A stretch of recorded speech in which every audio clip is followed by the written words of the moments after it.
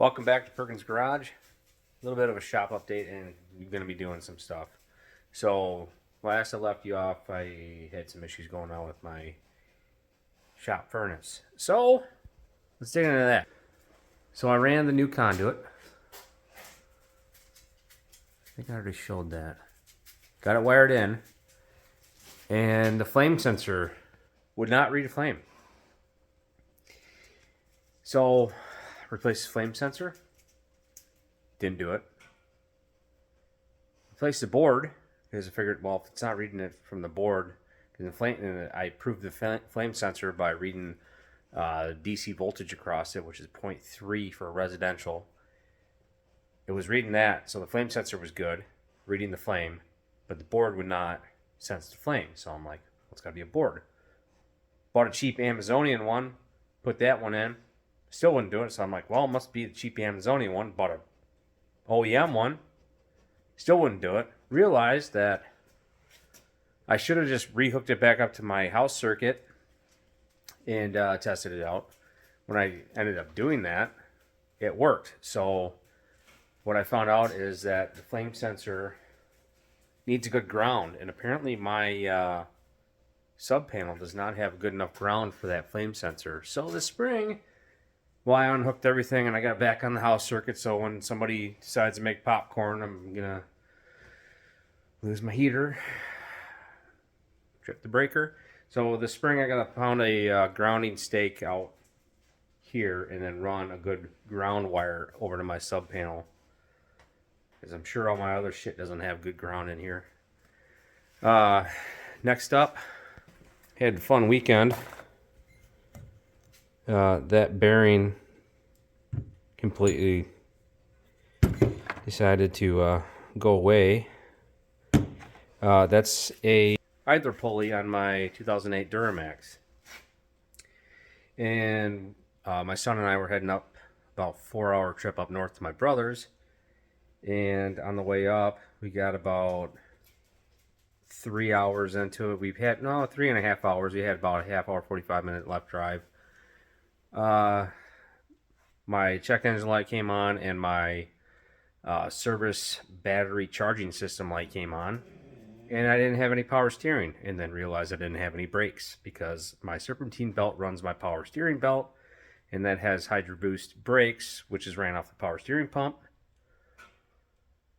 So yeah, I had to limp it about 15 miles to a truck stop. Luckily enough, my brother was close enough to a CarQuest and got off work in time to come meet up with me. We found out what was wrong. He picked up the new idler pulley and some wrenches because I didn't have any, like an idiot, I didn't have my usual tool set in my truck. Picked up some open box end wrenches, brought that back, and we got it back. Put the new idler pulley in. Pain in the ass. Cut my fingers up real bad. If you guys ever worked on Duramaxes, you know what the frick I'm talking about. And it was the lower one too. I'm gonna replace the upper one next weekend, probably. Well, definitely. And yeah, got it back on the road and made her home today. So now, okay, so that's taken care of. Next up, the old 4-digger. We had a pretty big snowstorm. Got about 1.5 feet of snow a couple weeks ago, and this thing was doing great until it wasn't. I ended up having an overheating issue, and the fan wouldn't come on. I could hear it clicking like it was running, but you could tell the fan wasn't running. Well, I opened this guy up, and I don't know if you can see this, but yeah, the fan is completely disconnected from the motor shaft. So now I gotta struggle through figuring out how to get to that fan motor and put the blade back on the motor shaft. So I'm gonna deal with that. Oh, and one other thing. Got a box. I'll show you what's in that real quick here.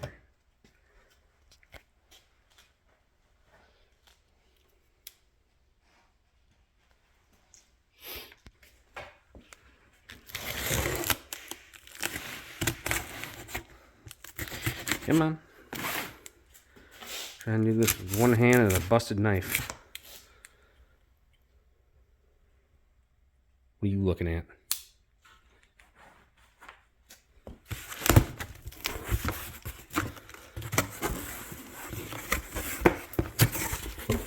Ta-da!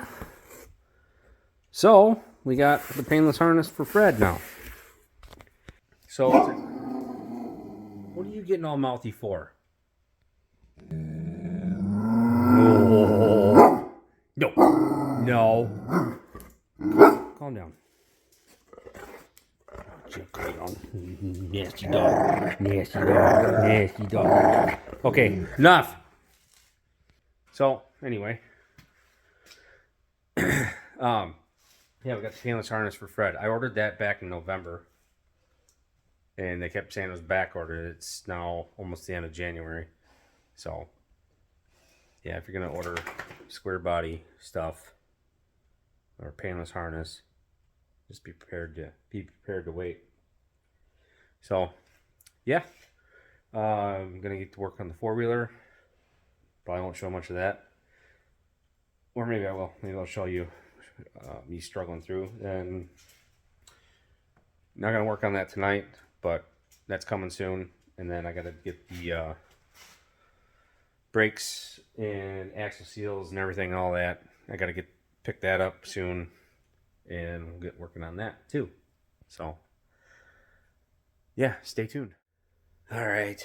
Well, tell you what, it took some doing, but I got the fan out, found out what the problem was. Well, the fan obviously came off the shaft of the motor. So, yeah, you basically got to tear your whole freaking goddamn four-wheeler apart just to get into there. And, oh yeah, if you're pulling the fan out, you got to come from the, as you're sitting on the left side, pull it up this side. I tried to do it on that side because you got to take these stupid freaking shrouds off. And there's endless amounts of these little black clips to get to it. If you try going that way, the upper and lower radiator hose are in the way. This side only has an upper. So, yeah. Go out the left side. Here's what happened. Something's no longer there. So, I don't know if I can salvage this blade. If I need a new blade, probably. But I definitely need this nut. So, be making the trip to the Polaris dealer or Amazon and getting that part and getting this thing put back together. And yeah, hopefully that all works. I better test this motor, the fan motor too. I can start it up and hook that up and let's see if the motor actually turns. I believe it does because I can hear it turning before I did all this crap just to test it. You can hear it click on and turn. So yeah, fun stuff. Now I'll definitely forget how to put this thing back together. So it'll be held together with zip ties and bubble gum. All right, stay tuned. Well, now that I got the four-wheeler out of the shop, we got this freaking thing in here. So my wife's been having an issue with getting it to start. It goes click, click, click, click, click. Well, now the starter finally decided to not cooperate anymore, so we just started on the old Trailblazer Super Sport. A lot of fun. So, disconnect the battery, get her up in the air with my fancy-dancy little lift thing, and yeah, go from there. Stay tuned. Alright, well, I got the starter off the engine. Now I gotta move the tranny coil lines. There's a video, the guy kind of showed what to do, but here's what I got going on. So, you gotta take that cross member off. Well, it's a cross member support or whatever. Here. And then obviously take the bolts out. but it was getting hung up on the Bendix cover, or whatever the hell you want to call it, inside the bell housing. So that was a pain in the ass, but I got her. I gotta take these clips off the training cooler lines and kind of snip these out of the way so I can fish that back out of there. Then I'll be able to take the wires off and go in reverse. So, oh, sorry. Yeah, just hanging out with my sweet little lift, but it works. So, yeah, I'm gonna get that out. Use a lot of swear words, and then get the new one put in. So, wish me luck. Hopefully, you'll be seeing this thing starting up in about 2 seconds. So, all right, stay tuned. Got the starter in. That turned out to be more of a bugger than I was intending. So there were a lot of swear words, and apparently my neighbors heard all of it, and my wife had to apologize for me being a crazy asshole. So it's in. They didn't run the power or the battery cable long enough to actually pull the whole thing out. So you got to reach up in there and unscrew it blindly with no room for big old man hands. And then spin the freaking nut back on the stud and everything once you get it off. So that was a pain in the ass. But yeah, I got it in, and I'm gonna hook the battery up and let's see what happens. All right.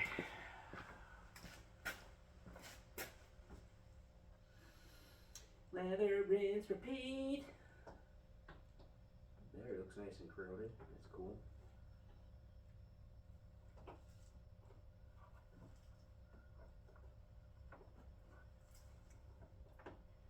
I guess this ain't gonna go in.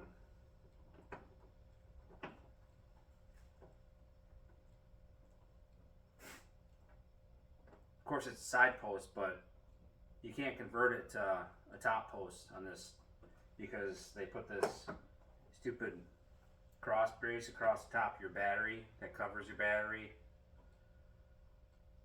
I mean, I suppose I could route a battery into the rear or something, but so side post shit. Sorry, 5/16. Did I catch a thread? No, that's cross thread.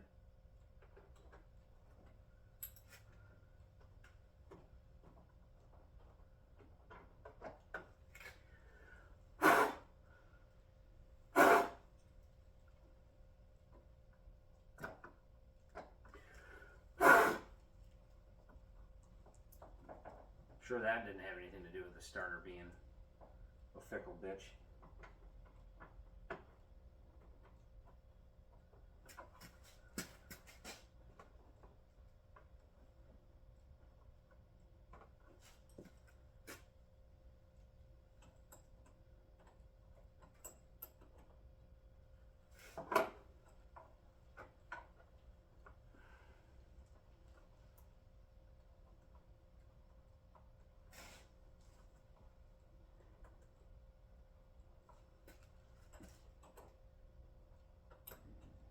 Done that time.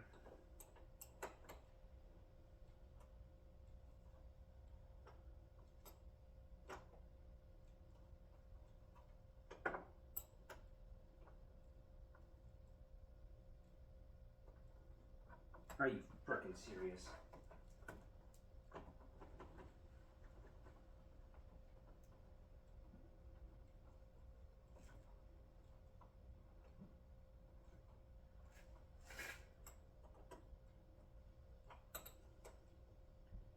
Maybe that's my problem.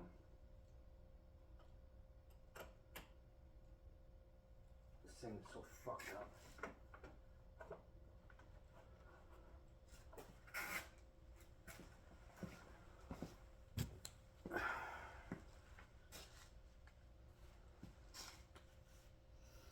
even I can make putting a battery in real hard. I'm guessing that's probably stripped out.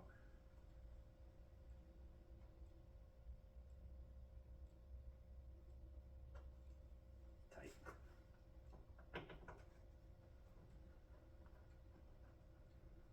You just spin right in. What's up with that? That's definitely tight. I gotta fix that.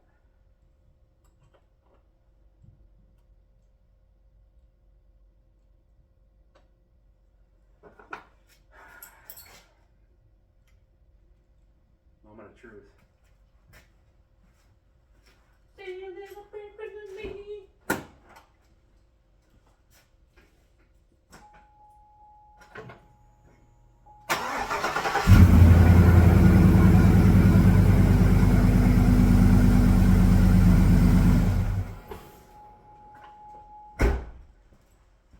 Well, chalk that up as a win. On to the next bullshit that I gotta work on, which is my truck, the hydro pulley. Stay tuned for that. All right, just on to the next vehicle. I haven't gotten able to work on my black truck yet with the hydro pulley because my neighbor had some issues with his truck. Well, the fact that it's falling apart is one thing. I did the front brakes on it because this is his daily driver. And obviously Wisconsin road salt has gotten to it. Yeah, I'll show you in a minute. Anyway, obviously there's nothing holding the bottom of that tailgate on anymore. I did the front brakes for him, and he said that there was a grinding noise. Well, the grinding noise was his rear brakes. So he just wanted me to do the fronts. I did those, and then told him like that grinding noise is still there. It's the rear brakes. So did those while I was working on them. And off one of the slide bolts for this side caliper bracket. So today is Sunday. Got those ordered. They'll be in tomorrow, so I can get that finished up. But yeah, there's and I'll show you what I did in a minute here. There's nothing left of the floor in the back of this bed. So he wanted me to also shore this bed up because I used to be able to actually physically lift it up. Not good. So I was working on that today to get him back on the road. What I did, let me get a flashlight here.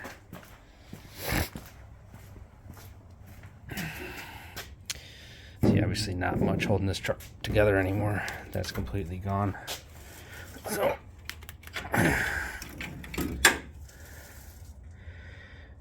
I welded a plate to his frame and bolted it to his fender well, inner fender well on the rear, because the mounts here are completely gone. That's the bed liner right there. And that one's going away. And basically the floor is still somewhat attached in the back here, but the bed sides are completely detached from the floor, or they're getting detached, and basically the only thing holding this thing together anymore is the topper. So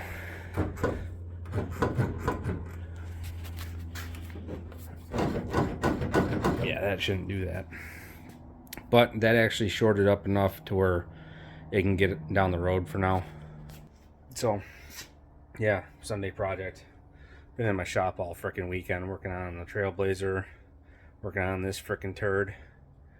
But hopefully have this out and have my black truck in here to get the idler pulley done. So this will be done tomorrow night, and then I'll work on the black truck Tuesday night. And then finally I can get on the goddamn project. I mean, just been staring at this shit. I know I already showed you guys, but That's to come on old Fred here. So we got to get the brakes done first, and then hopefully be moving on. A lot of fun. All right, stay tuned.